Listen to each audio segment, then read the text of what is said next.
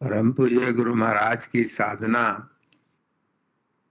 कितनी शक्तिशाली है, इसका अनुभव वही कर सकते हैं जो इस साधना को नियमित ढंग से और नियम पूर्वक और याद, समर्थ गुरु की याद में कितना रहते हैं, उन्हीं को समझ में आ सकता है। देखें, जीवन में अगर आप देखें तो सृष्टि में दो ही चीज है, आप सब जानते ही हैं, जड़ है और चेतन है।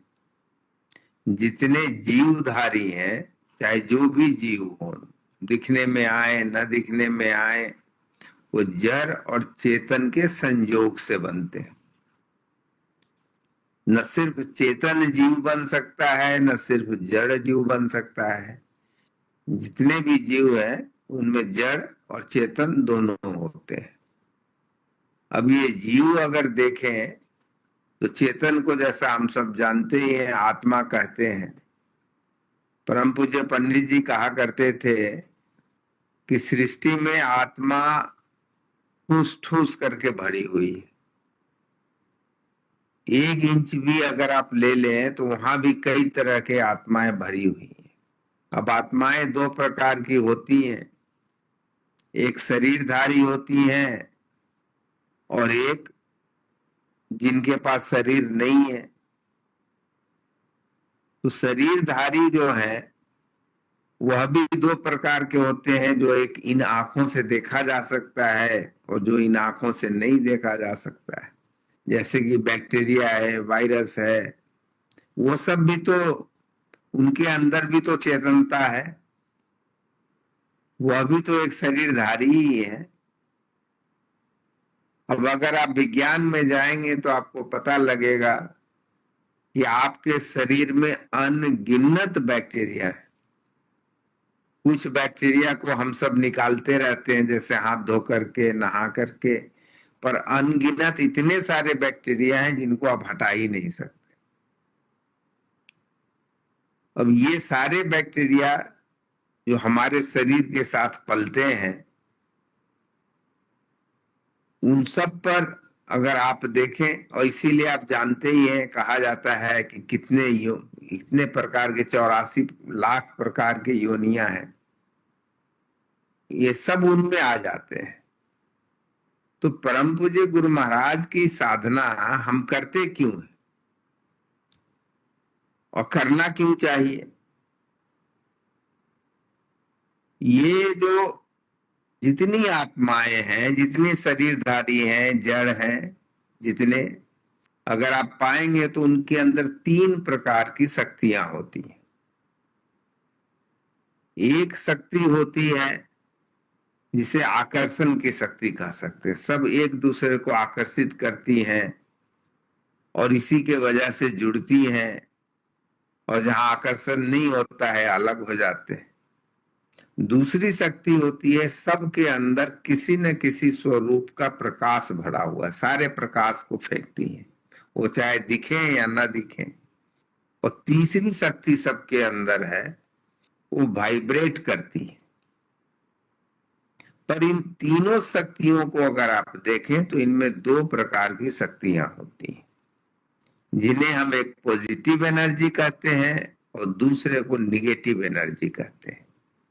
अब जहां पर निगेटिव वाइब्रेशन होगा, वहां पर निगेटिव तरह के जितने कण होंगे उनको आकर्षित करेंगे। जहां पर पॉजिटिव होगा वो क्योंकि अपने विचार को आकर्षित करती है। दूसरा क्या होता है, ये सारे एनर्जी एक दूसरे के ऊपर कब्जा करना चाहते हैं, निगेटिव पॉजिटिव के ऊपर और पॉजिटिव अपने विचार को फैलाना चाहते हैं। निगेटिव एनर्जी और पॉजिटिव एनर्जी में फर्क क्या है? क्योंकि दोनों तो एनर्जी ही है। पॉजिटिव जहां पर अपने आत्म कल्याण की बात हो सकती है, जहां पर किसी के नुकसान की बात नहीं होती।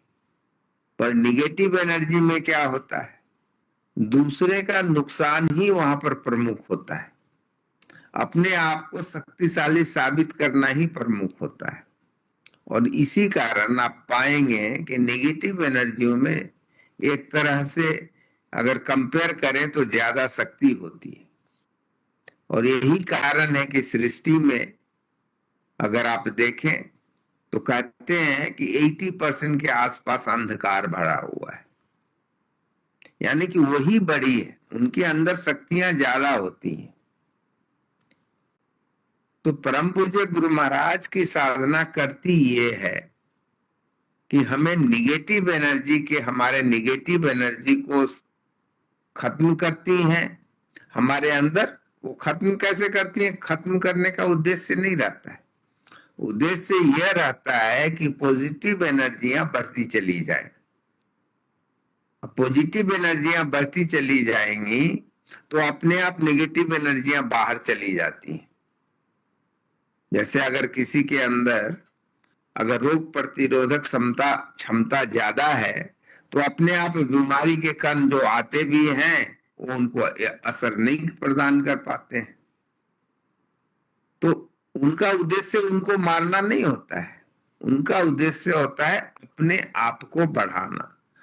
तो परम पूज्य गुरु महाराज की यह साधना हमारे अंदर वह पॉजिटिव एनर्जी वाली प्रकाश भरती है, पॉजिटिव एनर्जी वाली वाइब्रेशन भरती है, पॉजिटिव एनर्जी वाली आकर्षण भरती है, ताकि हम पॉजिटिव की ओर आकर्षित हो सकें और पॉजिटिव हमारे ओर आकर्षित हो सके। वहां पर निगेटिव ठहरेंगे नहीं, जहां पर पॉजिटिव का भंडार होगा निगेटिव ठहरेंगे नहीं। इसीलिए आप देखेंगे कि कई जगह पर आप खास करके आप देखें जहां पर भंडारे अगर किसी एक ही स्थान पर बार बार होते हैं, या किसी एक घर में जहां पर सत्संग बार बार होता है, या लोग ध्यान में बैठे रहते हैं या गुरु को याद करते रहते, वहां पर जाने पर आपको अकस्मात एक शांति अनुभव होती है। पॉजिटिव एनर्जी का यही गुण है कि वह शांति प्रदान। निगेटिव एनर्जी में वो अशांति प्रदान करती है। और इसीलिए आप देखें निगेटिव एनर्जी को अंधकार से तुलना किया जाता है, दानवों को या राक्षसों को अंधकार से तुलना की जाती है। और आप देखेंगे अंधकार में वैसे ही जीव उत्पन्न होते हैं जो नेगेटिव एनर्जी से भरे रहते हैं। तो इसीलिए हम सब अगर अपना कल्याण चाहते हैं तो हमारा ये कर्तव्य बनता है कि हम अपने आत्म कल्याण को ऊपर उठाएं। वो तभी संभव है जब हम अपने अंदर पॉजिटिव एनर्जी भरें। परम पूज्य गुरु महाराज की यह साधना हम सबों को वास्तव में पॉजिटिव एनर्जी से भर देती है। और इसी कारण आप कितने भी अशांत हो, अगर थोड़ी देर उनकी याद में बैठे, ध्यान में नहीं भी जाए, अगर उनको याद करते रहें, चाहे जो परम पूज्य गुरु महाराज ने जो ये 2 प्रार्थनाएं दी हैं जो हम सत्संग में गाते हैं, अगर उनको ही गुनगुनाए अंदर अंदर, आप देखेंगे कि आपके अंदर शांति थोड़ी प्रबल हो जाती है। उसका कारण ही यही है कि परम पूज्य गुरु महाराज ने इन प्रार्थनाओं में, इन साधनाओं में ऐसी शक्ति भर दी है, ऐसी शक्ति प्रदान की है कि जो हमें पॉजिटिव एनर्जी से भरने की कोशिश करती है। तो ये परम पूज्य गुरु महाराज का साधना इतना आसान है नहीं जितना हम समझ लेते हैं, पर अगर लगन हो, विश्वास हो और दृढ़ इच्छा शक्ति हो तो निश्चित तौर पर यह आसान हो जाती है। और इसीलिए आप सब सुनते ही है प्रवचन कि पहले रास्ता संकीर्ण रहता है, धीरे धीरे आगे आप जितना बढ़ते जाएंगे रास्ता चौड़ा होता चला जाएगा, बढ़ता चला जाएगा। और दूसरी तरफ अशांति में क्या होता है कि पहले रास्ता अच्छा दिखता है क्योंकि वो ताकतवर तो होते ही है, और जैसे जैसे आप आगे बढ़ेंगे वैसे वैसे अंधकार बढ़ती चली जाती है, और अंधकार बढ़ती चली जाएगी तो धीरे धीरे रास्ता कठिन होता चला जाता है। तो ये हमारे ही हाथ में है कि हम वास्तव में हम चाहते क्या है। यह तभी होगा, किसी से सुन करके या पढ़ करके नहीं होगा। यह तभी होगा जब हम आत्मचिंतन करेंगे। आत्मचिंतन या स्वाध्याय, स्वाध्याय यानी अपना अध्याय, ये तब होगा जब आप शांति से थोड़ी देर बैठेंगे, अपने आप को जानने की कोशिश करेंगे कि हम वास्तव में हम चाहते क्या है। क्या हम जो चाहते हैं हम उसी के लिए कार्य कर रहे हैं कि उसके विपरीत कार्य कर रहे हैं।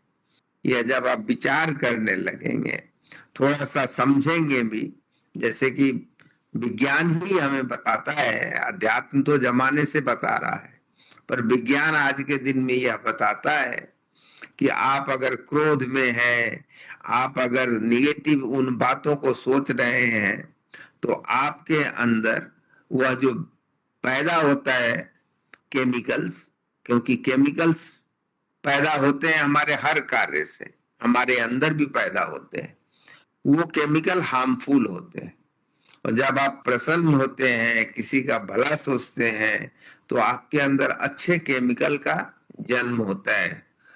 तो आप खुद ही समझें, ये तो विज्ञान भी आज के दिन में जो लोग इन बातों को कही कहाई कह सकते हैं, वो आजकल विज्ञान की ही पुस्तक पढ़ ले तो उनके पता चलेगा कि किन बातों से हमारे अंदर गुड केमिकल पैदा होते हैं और किन बातों से हमारे अंदर बैड केमिकल पैदा होते हैं।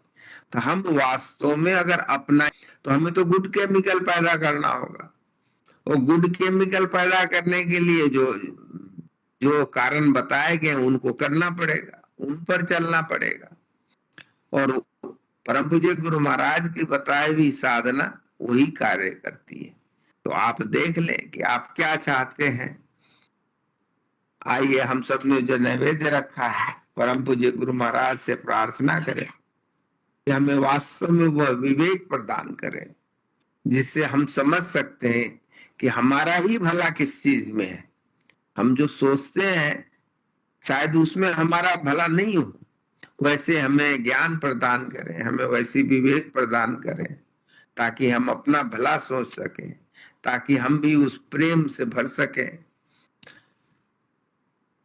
सभी के कल्याण की कामना करते हुए आइए हम उनसे प्रार्थना करें कि नैवेद्य स्वीकार करें।